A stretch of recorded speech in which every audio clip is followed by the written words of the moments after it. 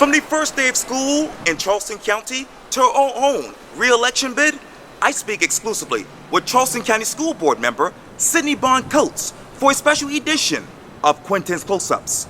And be sure to download the free Quintin's Close-Ups app in your Apple or Google Play stores. Cindy Cohn Coats, it's so good to see you. It's great to see you always. I love to see your name in my cell phone. Well, thank you greatly. Yes. And, as we sit here right now at 75 Calvin Street in downtown Charleston, it's what, the fourth day? Fourth day. School? Yes. What is that letter you would write to parents right now about the first days of school right now for Charleston County? Keep it up.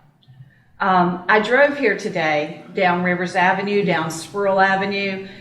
That's how I get here from home, and then hit Meeting Street. Right. And moms and dads are walking little kids with backpacks the size of them, and everybody's still holding hands, and the uniforms at the bus stops are all so pretty and dressed up.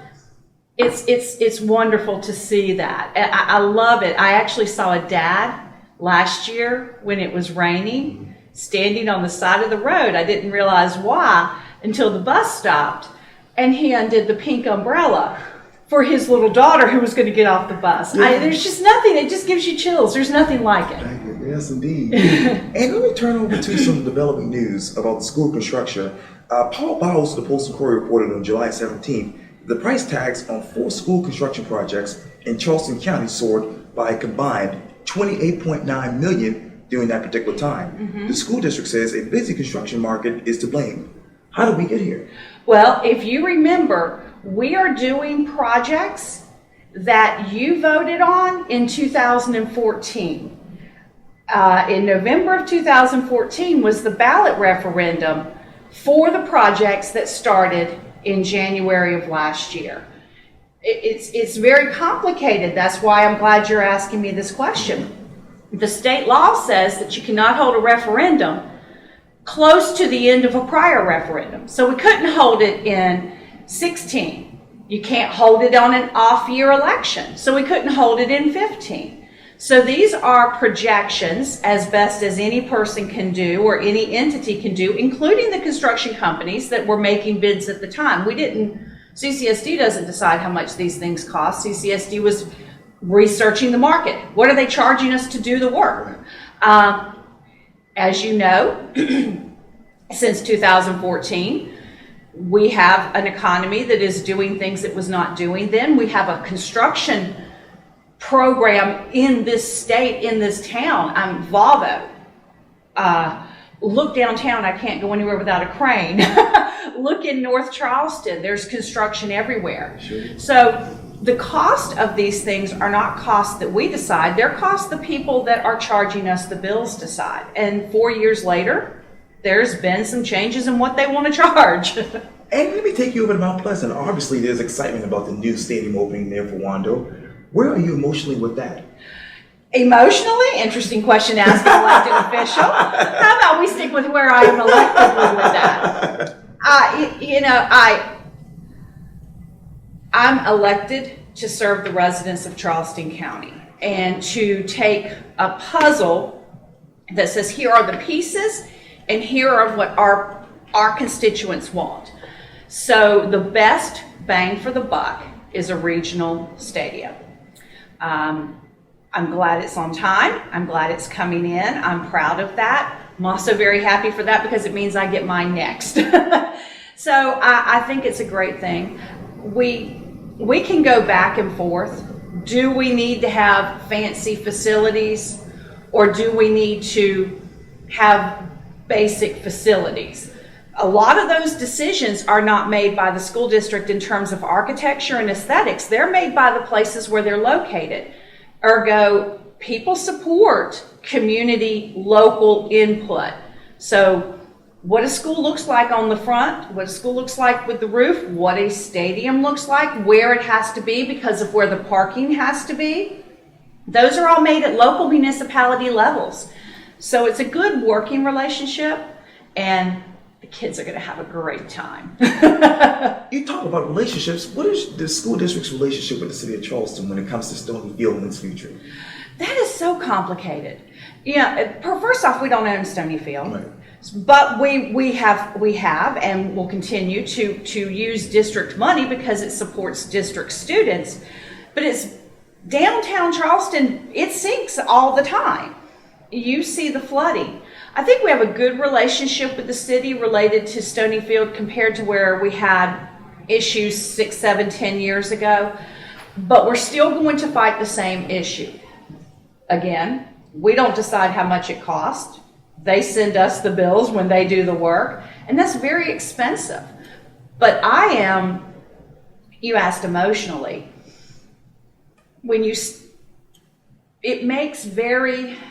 it's necessary for a community to have their high school in their community. We have to have Burke in the community. We can't have a community without their own schools. And that also means their stadiums. So we'll continue to try everything we can to continue to make it better. Again, we would love to play at other locations, but we don't want kids to have to leave the peninsula, and the NCAA rules kick in when you start talking about college facilities. Right. So it's very complex. Our commitment is strong, but so is the ocean's commitment to pulling it back out again. And let me turn to bill-approved doors. ABC News reporter reported this on June 28th, quote, "The Charleston County School District is focused on security efforts for the upcoming school year," which actually began on Monday. On Thursday in June, officials announced a new effort for the upcoming school year, installing bill-approved doors at a few schools. And I know that Kate Darby basically said this, quote, "Certainly after the tragedy at Parkland, we heard from even more parents, and they wanted to know what we were doing to ensure that every one of our students was safe. If our students did not feel safe or are not safe, they cannot learn." Tell me, how else are you guys ensuring parents that their kids are safe?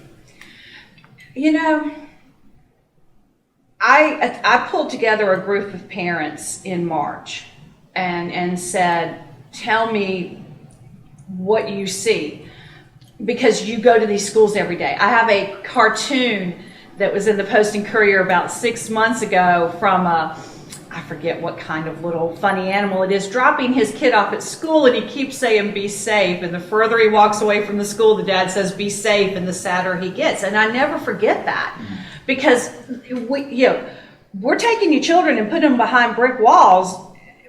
That's got to be a little bit terrifying. So I am very pleased with some of the initiatives the district brought to us.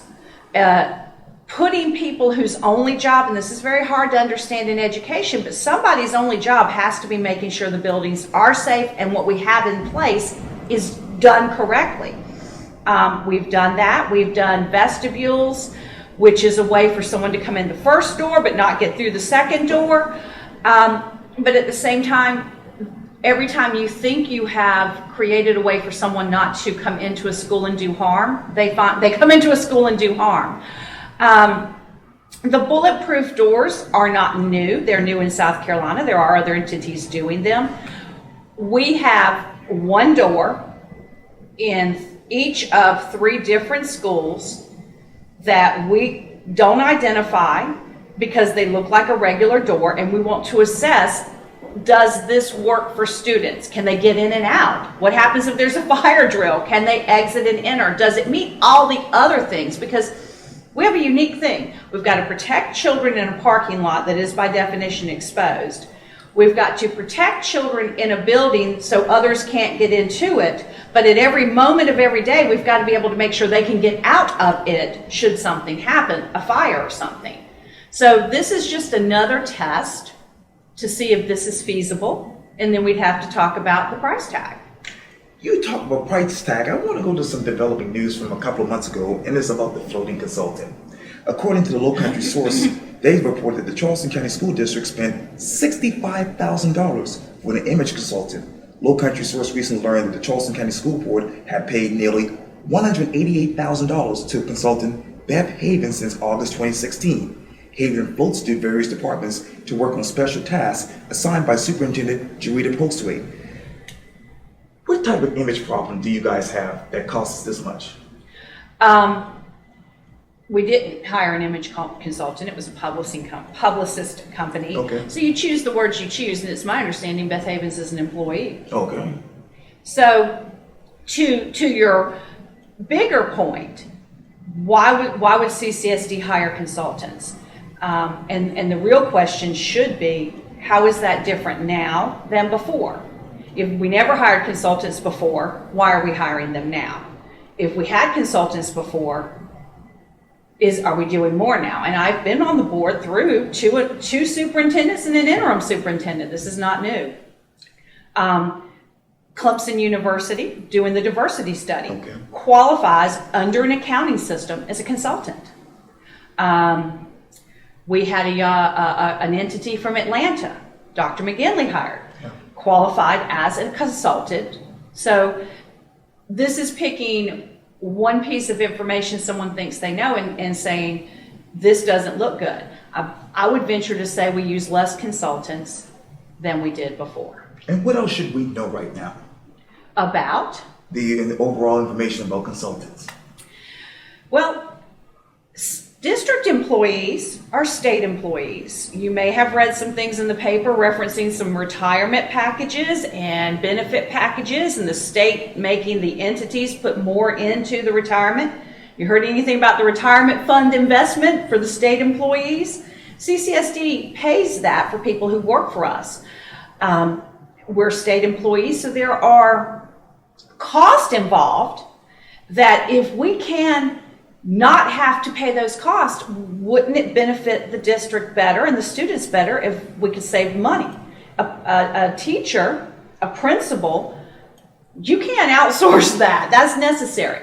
But the amount of money the district pays beyond their salary for their benefit package is not controlled by the district. It is controlled by state law. So that can get a little expensive. And let me turn back here to the Charleston County School Board, because obviously you've been on here for a while. You're up for re-election. How much more energy do you have to sit up here?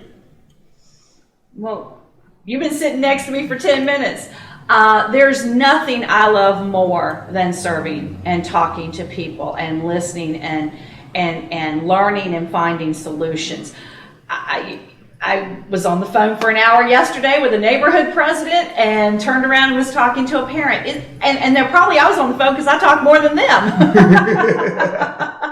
But it's fun for me. This is things I like to do. I think this is going to be a very good election. 8 of the 11 candidates running this year have a body of public work that the voters can weigh against. There's a saying that I live by that says, too often we judge others by their worst actions by judging ourselves by our best intentions. This campaign should never be about what are you going to do. 8 candidates up for election either work directly for CCSD or were elected and made voting public decisions for CCSD. The questions ought to be, what did you do and why? And I know this is a little off topic, but this is a huge news on Facebook. I know there's going to be a new candidate forum coming up soon, and one of the candidates actually withdrew because the incumbents are not involved with that forum. Mm-hmm. Where are you with this?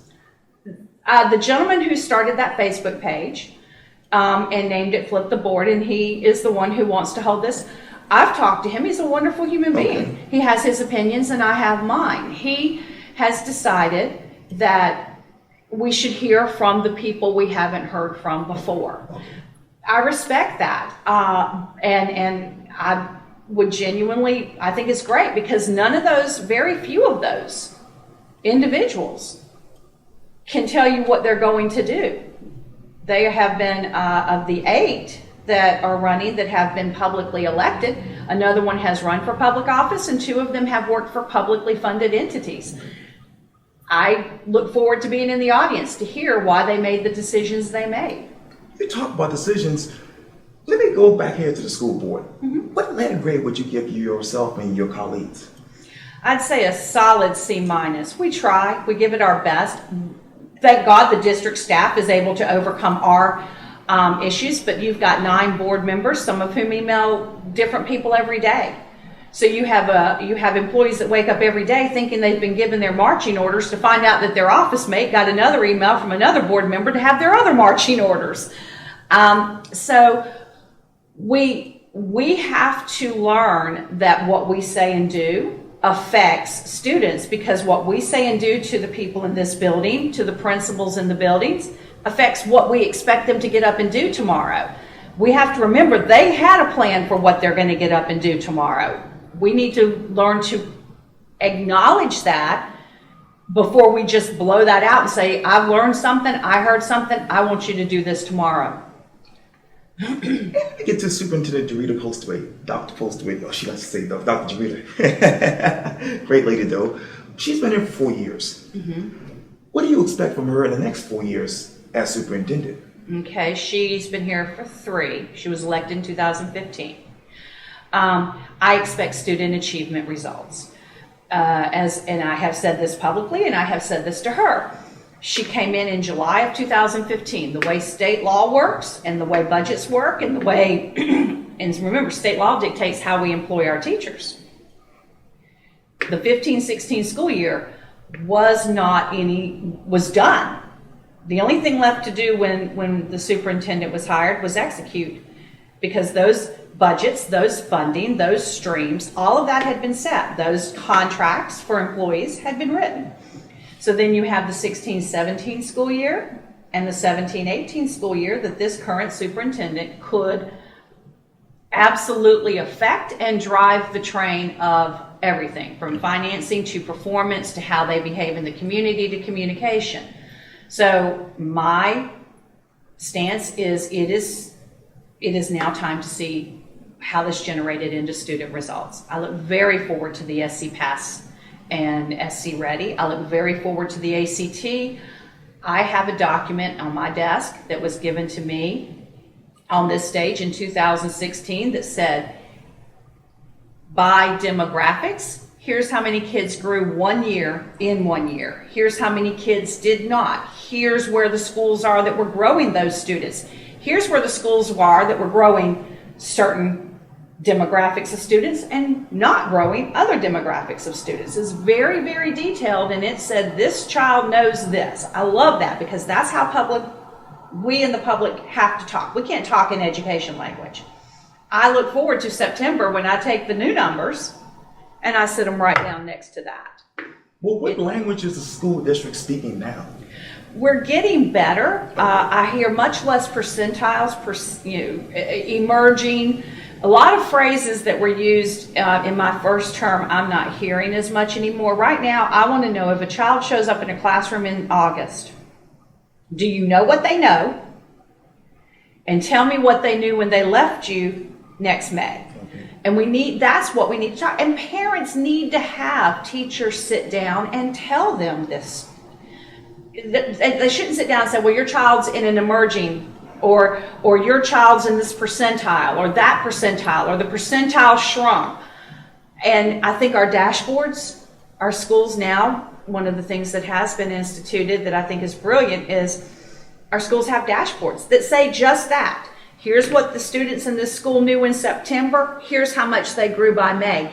Even to the individual child, where the teacher can sit down with the parent and say, here's where your child was when they arrived. Here's what he or she has learned. Here's what he and she needs to learn to the 12th grade to do whatever it is they want to do later. That is, I'd never heard of it when I was getting educated. And I never heard of it when my stepchildren were in school. I never heard of it my first term on the board. But now parents can go to teachers and see, did my child grow as much as, not only as much as Quintin did, but as much as he or she needs to, because this is her goal when she graduates from high school. Oh yeah, and let me get a little clarification. I heard that from Channel 2 that she was here for 4 years. You're right, she's been here since 2015. Right, I'm sorry. And you could say she's into her 4th school year now. Yeah. You didn't do anything wrong. I'm sorry. Oh, I'm the king of research. But tell me what's good here at the school district, because we hear so much bad news out there. What's good here? Ask the kids. Okay. Ask the ones that showed up. Ask the parents that are walking their kids in. I can tell you what's good. I can tell you what's great, but it's in the building that matters. And I have PTA presidents are in my neighborhood saying, we're going to do this now, we're going to do this, and parents are talking to each other, and everyone's saying, hey, what are you doing for this, and what are you doing for that? Particularly in North Charleston, you're seeing students stay in their home schools. You're seeing students and children who live in a community and go to school in the community. And I want to see that. My job is to make sure that's not just happening at elementary levels, that it happens when they get into middle school, that it happens when they get into high school, that they stay in their community. And I was at North Charleston High School the first day of school. Mr. Darby. My hero, my man. He's a good guy too. You should, running around, I mean, he was so excited. You can do it. He was my Burke High School teacher. You're asking me what's going good in the district? Yeah. I will answer Henry. And then when I walk into this office thinking that I'm going to do something no one else thought of. I'm going to come to Henry. I spoke to him in private. I told him how proud I was that he was where he was. I told him how proud his family has to be to have been raised in Liberty Hill, to go around the world, the education and to come back to his community. Is that not the ultimate of what parents want for their children's success? But when I walked in, first off, I was the most underdressed person in the room. All of these gentlemen are there, and I'm like, I don't even know what y'all are doing, but I'm underdressed and I need to get out of here because you obviously have got this. That's what's going on in CCSD schools. And when I put that on social media, the Air Force came to Burns, and they did it. Talk to your principals. They love their children. There are amazing things going on. Our only job as a board is to set parameters, to take the funding streams that are set by state law, to make sure we have policies and procedures that protect everybody within the system, from the superintendent to the 3-year-old kindergarten student. Let them do what they need to do. So, and that I hear a lot about the board should be making these decisions, the board should be doing this. I believe the board should set parameters and let the professionals do this. If we believe education is a profession, then we have to remember that the 9 elected board members are not professionals. We are laymen, we are constituent servers, we are a conduit, we can bring a perspective. But go to the schools, you will find out what's good in CCSD. Go find out what they do inside those parameters. It's amazing. I bet it is. Well, Cindy Cohn Coats, thank you so much for your time. I really, really appreciate this. I always enjoy it. Hope to hear from you soon. Likewise. Bye. Thank you.